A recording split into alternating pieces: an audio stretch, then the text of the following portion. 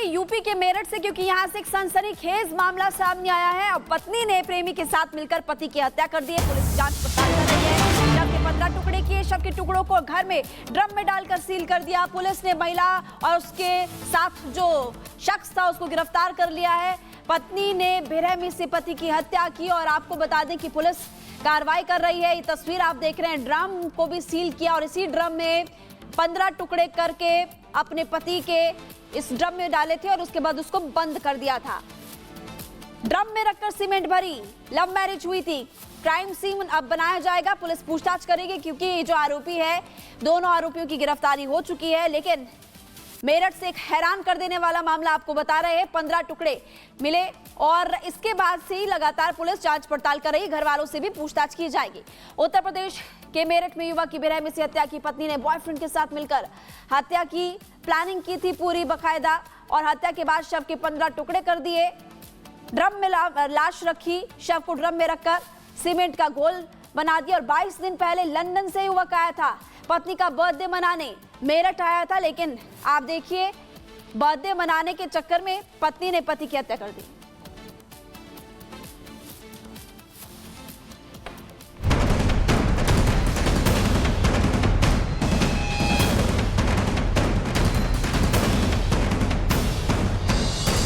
मोहब्बत की साजिश में लिपटी कत्ल की खौफनाक कहानी मेरठ की है, जहां मर्चेंट नेवी में काम करने वाले सौरभ ने मुस्कान नाम की लड़की के साथ लव मैरिज की थी, लेकिन परिवार को ये शादी नामंजूर थी। नतीजा ये हुआ कि परिवार ने दोनों को बेदखल कर दिया। सौरभ मुस्कान के साथ इंदिरा नगर में किराए के मकान में अपनी 6 साल की बेटी के साथ रहने लगा, लेकिन सौरभ इस बात से अनजान था जिस मुस्कान के लिए उसने परिवार को छोड़ दिया बागी बन गया, वही मुस्कान एक दिन उसकी जान की दुश्मन बन जाएगी।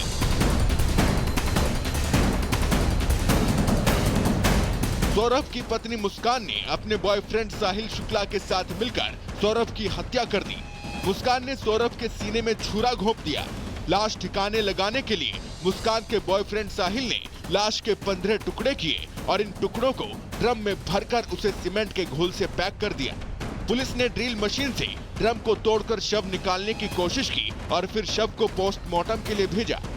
आज देर शाम थाना ब्रह्मपुरी पुलिस को इंदिरा नगर में एक मर्डर की सूचना मिली थी। सूचना के आधार पर पुलिस जब मौके पर पहुंचकर जांच पड़ताल एवं पूछताछ की गई तो पाया गया कि एक सौरभ राजपूत नाम के व्यक्ति हैं जो कि मर्चेंट नेवी में कार्यरत थे। ये 4 तारीख को अपने घर आए थे और तब से ही ये देखे नहीं गए थे। शक के आधार पर इनकी पत्नी मुस्कान और मुस्कान का एक प्रेमी है साहिल, उसे पूछताछ के लिए पुलिस ने बुलाया था और पूछताछ के दौरान इन्होंने अपना जुर्म को बुलाया। इन्होंने बताया कि 4 तारीख को साहिल ने ये और मुस्कान के साथ मिलकर जो सौरभ है उनके चाकू से मारकर हत्या कर दी थी। सौरभ कुमार की तैनाती लंदन में थी। वो 4 मार्च को पत्नी मुस्कान का जन्मदिन मनाने के लिए मेरठ लौटा था। इसके बाद से ही वो गायब हो गया। मुस्कान ने मोहल्ले वालों को बताया कि वो पति के साथ हिमाचल घूमने जा रही है। मुस्कान हिमाचल गई तो, लेकिन पति सौरभ के साथ नहीं बल्कि अपने बॉयफ्रेंड साहिल के साथ, क्योंकि पति की लाश तो ड्रम में बंद थी। तभी से उनके किराए के मकान में ताला लगा हुआ था। 18 मार्च को सौरभ का भाई राहुल उसे तलाशते हुए घर पर पहुंचा। तभी अपनी भाभी मुस्कान को किसी अनजान लड़के के साथ देखकर उसे शक हुआ। जब वो घर के अंदर पहुंचा तो लाश की बदबू से उसका शक यकीन में बदल गया।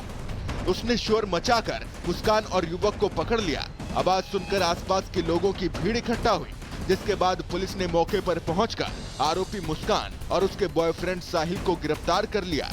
करने के बाद उन्होंने शव के टुकड़े कर एक ड्रम में डालकर उसे सीमेंट से भर दिया था। पुलिस द्वारा जो शव है उसको रिकवर कर लिया गया है। शव को पोस्टमार्टम के लिए मोर्चरी भिजवाया गया है और इसमें जो दोनों ये हैं साहिल और मुस्कान, इन दोनों को हिरासत में ले लिया गया, गिरफ्तार कर लिया गया है। परिजनों की तहरीर के आधार पर सुसंगत धाराओं में मुकदमा पंजीकृत कर लिया गया है। अब इन दोनों को ही माननीय न्यायालय के सामने पेश कर आवश्यक विधिक कार्रवाई की जाएगी। आखिर सौरभ को क्यों रास्ते से हटाया गया? हत्या के पीछे क्या वजह थी? लव ट्रायंगल या फिर कुछ और? पुलिस आरोपियों से ये तमाम सवाल पूछेगी, जिससे इस मर्डर केस की गुत्थी सुलझेगी। Bureau report, Republic Bharat. Jammu में जो है 10 से ज़्यादा जगहों पर राष्ट्रीय जांच एजेंसी की टीम्स यहाँ पर रेड्स कर रही हैं। कोशिश ये है कि कुछ डॉक्यूमेंट्स या डिजिटल डिवाइसेस जो हैं वो NIA को हाथ लगे।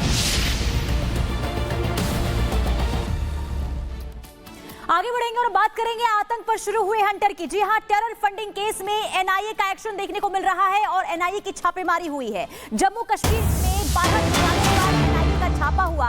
आतंकी संगठन लश्कर और जैश के मददगारों पर यह बड़ी कार्रवाई आज देखने को मिली है। दरअसल राष्ट्रीय सुरक्षा जांच एजेंसी को खुफिया इनपुट्स मिले थे और इसके बाद लगातार छापेमारी अभियान जम्मू कश्मीर में 12 ठिकानों पर छापेमारी हुई है, जिसमें आतंकी संगठन लश्कर और जैश के मददगारों पर ये बड़ी कार्रवाई देखने को मिली है। तो अंडरग्राउंड जो वर्कर्स होते हैं, जो हाइब्रिड आतंकवादी होते हैं, उनके ठिकानों पर लगातार छापेमारी।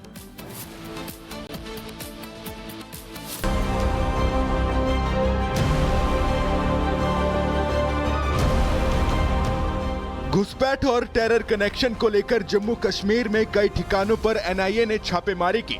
बुधवार की सुबह जब राज्य के अधिकतर लोग अपने रोजमर्रा के कामकाज शुरू करने की तैयारी कर रहे थे, उसी समय राज्य में करीब 1 दर्जन ठिकानों पर एनआईए की टीम ने छापेमारी की। बताया जा रहा है कि सेंट्रल एजेंसी के रडार पर पाकिस्तान से घुसपैठ करने वालों की मदद करने वाला कॉकस था, जिसका भंडाफोड़ करने के लिए एजेंसी ने ऑपरेशन चलाया।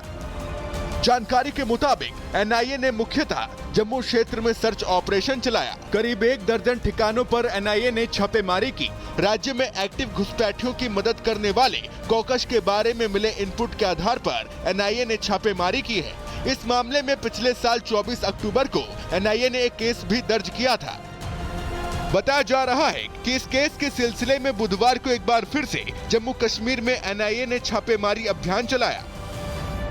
राष्ट्रीय जांच एजेंसी की तरफ से जम्मू में जो है 10 से ज्यादा जगहों पर रेड जारी है। इस वक्त हम एक रेड लोकेशन पे मौजूद हैं जो कि जम्मू सिटी के हार्ट में है। लगातार इस वक्त राष्ट्रीय जांच एजेंसी की टीम्स यहां पर रेड कर रही हैं। आपको बता दें कि 24 अक्टूबर 2024 को दर्ज हुए मामले में ये रेड्स राष्ट्रीय जांच एजेंसी की तरफ से की जा रही हैं। इस मामले में पहले भी 2 बार जो है एनआईए की टीम्स जम्मू कश्मीर में रेड कर चुकी हैं। इस बार सिर्फ जम्मू जिले में जो है रेड्स की जा रही है।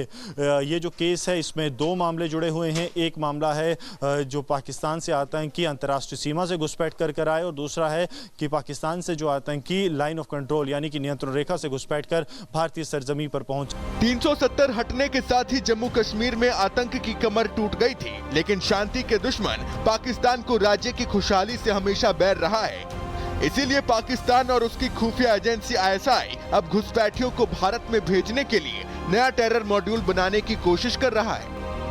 सूत्रों का दावा है कि जम्मू कश्मीर में पाकिस्तान की तरफ से आतंकियों की घुसपैठ की कोशिशें होती रहती हैं। घुसपैठ में सफल होने वाले आतंकियों की मदद के लिए राज्य में नया मॉड्यूल बनाने की कोशिश हो रही है। ये मॉड्यूल घुसपैठियों को शरण, आर्थिक मदद और अन्य सुविधाएं देने का काम करता है, जिससे घुसपैठिए राज्य में कदम जमा सकें और आतंकी मंसूबों को अंजाम दे सकें।